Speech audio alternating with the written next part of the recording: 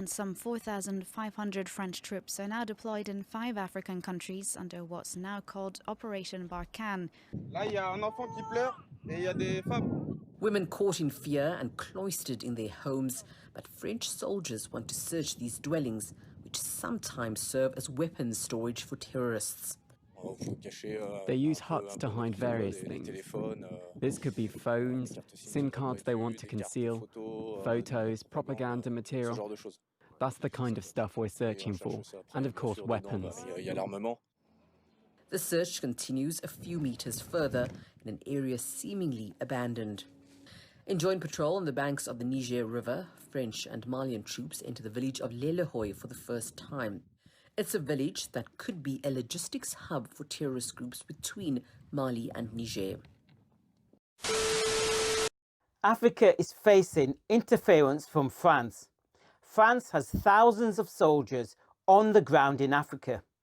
It also applies diplomatic pressure on African states. But now it's been revealed that the French military is running social media influencing campaigns against African people on the continent.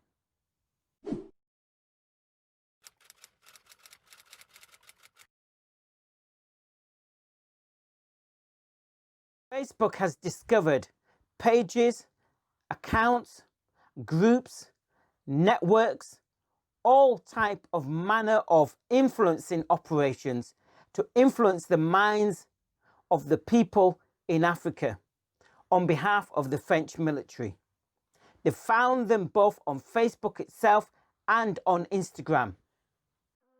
Facebook states that the activity originates in France and it is targeted at people living in the Central African Republic, Mali, and to a lesser extent Niger, Côte d'Ivoire,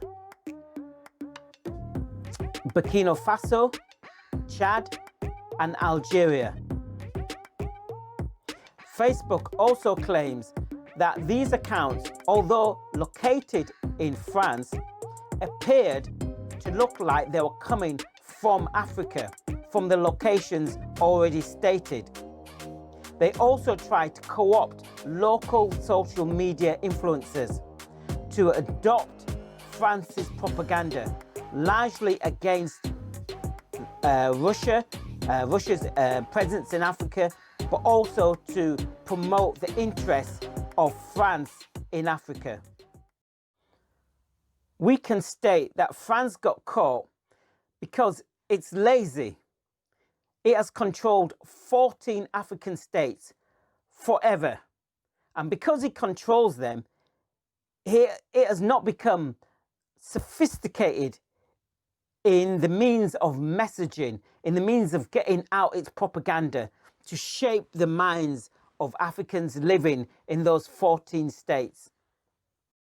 If you contrast that with the role of the Americans and the British in Africa, in Anglo-speaking Africa, they are much more sophisticated when it comes to shaping the minds of Africans that speak English on the continent. So it's unlikely that Facebook will find influencing operations on Facebook or Instagram coming from the American military or the British military. They're much more sophisticated. So let me give you an example. Back in August, a report came out, first published in the South African press, and then published in Kenya, in the Kenyan press, that the USA's CIA and the UK's MI6 were involved in extrajudicial killings in Kenya. In other words, they were not capturing suspects, either terrorist suspects or whatever. They were not capturing them, taking them to jail, and then giving them due process of law to determine their guilt or innocence. No, they were just executing them on the spot in Kenya. Now, here's the thing. At the time that report came out, I went and checked all YouTube channels that publish news and current affairs on Africa. None of them covered the report. I also checked as much as I could Kenyan social media to see which Kenyan accounts were publishing this report. Again, none of them. Why? Because social media and YouTube accounts coming out of Africa or directed towards Africa that cover news and current affairs in English do not, as a whole, publish anything negative about America's role in Africa or Britain's role in Africa. You just don't see it. So they have a total, complete influencing operation on the minds of African people, not just in Africa, but around the globe. Now, if you don't believe me, I would encourage you to go onto Facebook, to go onto Twitter, to go onto Instagram, to go onto YouTube and search for the story. Just search for it and go and look at African focused outlets to see if they've covered the story, and you'll find that they haven't covered the story. Now, there's one story that comes out of Kenya that is covered extensively on social media and on YouTube, and that is China's interference in Kenya.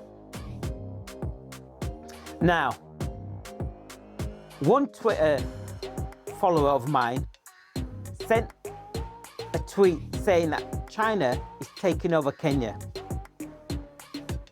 Now, I could spot that that was either a fake account or a sponsored account.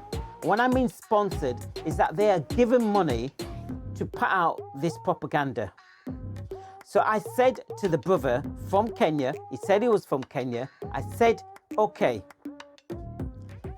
if you can agree with me that both Britain and China's role in Kenya is malignant or bad or cancerous, if you can agree with me, then I will put out a tweet to say that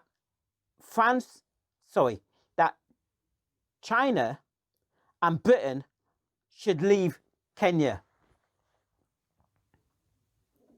So I sent a tweet to that regard. And the brother from Kenya refused to send a similar tweet. Now, you know that's a fake account or a sponsored account. So think about it. I said, yes, I will denounce China in Kenya today, and I will denounce Britain in Kenya today. Join me in that denunciation. And he refused.